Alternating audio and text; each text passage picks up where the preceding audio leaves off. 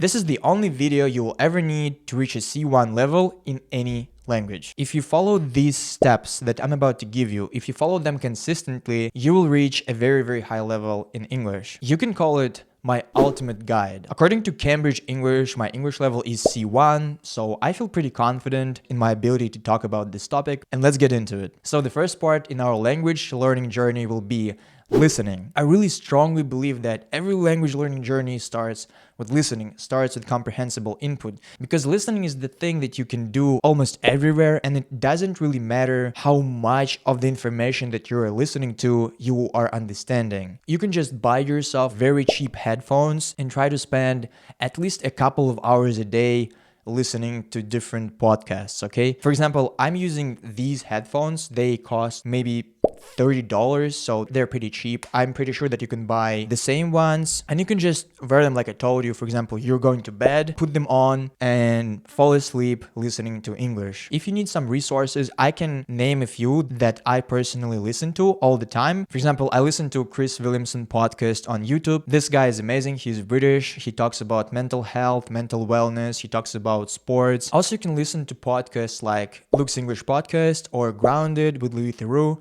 It doesn't really matter what you're listening to as long it's in your target language. You can just choose whatever you want. Okay, we have our first activity, right? We have our listening practice and we need to learn some vocabulary. Ultimately, our goal is to learn as much word as we can, because the more words you know, the more fluent you are, the more tools you have to express yourself. Even 5 words a day is a very, very decent goal as long as you are actually learning these 5 words every day. Now, personally, I use Anki. I really love this application. Right now, I have 2,300 words in Anki, and this amount of words is enough for me to express myself. You can also use Quizlet instead of Anki. It's pretty much the same thing. Or you can write these words or phrases down on little pieces of paper. But in the modern age, it's just easier to really have your word bank saved on your computer. You can just use things like the Oxford 3000. This is basically just a list of 3,000 most important words in English. For example, you can learn, like I said, 5 to 15 words every day from this list. And by the end of the year, you will cover all 3,000 words. Okay, our next step will be reading. So right now we have 2 main activities. I would say these are the most important, like listening and learning new words. These would be our staples. This would be the activities that we do every day. And reading is really a tricky one, because if you are really into reading, you can read a lot of books and it will help with fluency.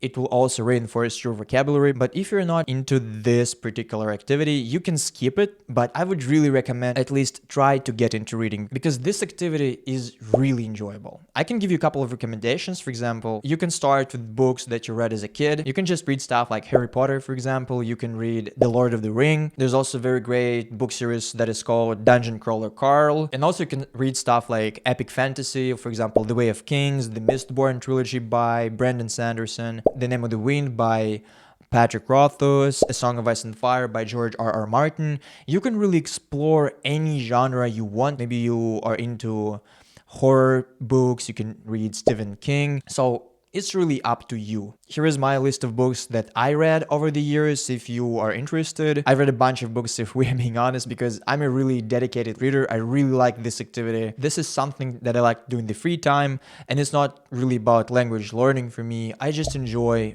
doing it. And our goal with reading is to get as much comprehensible input as we can to get a feel for the language. Because when we see thousands of words in front of us, it really helps us to start thinking in our target language. Okay, our next step I'm gonna cover in this video is writing. And I really like training this skill when it comes to learning languages, because writing is something that you can also have fun with. For example, you can practice things like journaling. This is personally one of my favorite activities in English, because you're basically writing down everything you think about during your day. You can write down your feelings about your family, about your girlfriend or boyfriend. You can write about your job. You can write about anything you want. And this is basically like talking to an invisible person, right? We're talking to somebody who is listening to us very, very intently. But here is the thing with writing. We actually want to write something down, even if it's a couple of sentences, we would want to write them down and get them checked. And we need someone to check our mistakes. And here you can really use something like artificial intelligence to help you out with this one. For example, I'm using DeepSeek to check my essays, and it does a really good job. So here is how it looks. I would write down, for example, one page in my journal. Then I would take a picture of the things that I've written, and I would just send it to DeepSeek and tell him something like, yo, bro, I need you to check my essay for mistakes. And this AI will explain you everything in great depth, so you will be able to improve your writing. Okay, our last stop, our last activity will be speaking.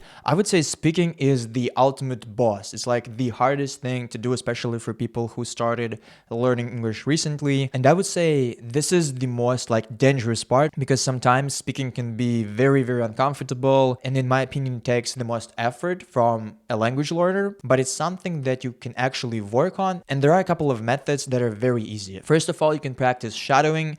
This exercise is super easy. You can start practicing it even if you have like A1, A2 level. I actually made a video about my pronunciation, and in this video I talked much more about shadowing and stuff like that. So if you want to know how to shadow properly, you can check that out. But essentially what we should do if we want to improve our speaking, we should do these two things. We should shadow as much as we can. We need to practice this exercise because it would help us to become more fluent, and we would know how to pronounce all these foreign sounds. And the next thing is speaking. So ideally you would want to find yourself a partner. Maybe it's your friend who is also really into English, or for example, you can go on websites like Chatroulette or Amigo. There is a bunch of people out there who would like to practice English with you. They don't necessarily have to be like native speakers. You can do it with guys from Spain, from Georgia, from all over the world. I personally had a lot of beautiful conversations with guys from different countries, so you don't have to restrict yourself in this regard. If you're kind of afraid or scared to talk to anyone on the internet and you don't want to spend like a lot of money on coaches and teachers and stuff like that, you can talk to yourself. It's totally fine. It's basically the same as journaling. You're just talking to your imaginary friend or talking to your, I don't know, relative, your mother, your father, in your target language. So basically this is kind of it, guys. This is all the stuff that in my opinion would propel you towards your goals. And if you have any questions, you can ask them in the comments. If you're worrying about grammar, for example, I haven't covered this area in my ultimate guide, but I really believe that grammar is something that you can learn from comprehensible input as well. And if you're really scared of grammar, you can just cover the basics. You can learn these simple 3 tenses, and it would be enough for you to be able to understand the content and to be able to produce language as well. So don't worry about grammar too much. I would say it's the last thing you should think of when it comes to becoming fluent. But if you're really struggling and you see that you're making a lot of grammar mistakes, you can cover this area specifically. You can dedicate maybe a couple of weeks, dive deeper into all these grammar rules. But I personally think that you would be fine even without studying grammar intensively. Also, don't forget to watch the content when you have the time. For example, you're just chilling, you're relaxing on the sofa and you want to watch something fun. You can still watch YouTube videos, you can watch TV series, you can also watch something like stand-up. I really like to watch it from time to time just to laugh a little bit and challenge my English as well, because sometimes guys talk about specific cultural references in these videos. But don't be afraid of it. Just give it a go when you have the time and your English will improve 100%. And so yeah, guys, this was my ultimate guide. Subscribe to the channel, leave a like, and I'll see you in the next one.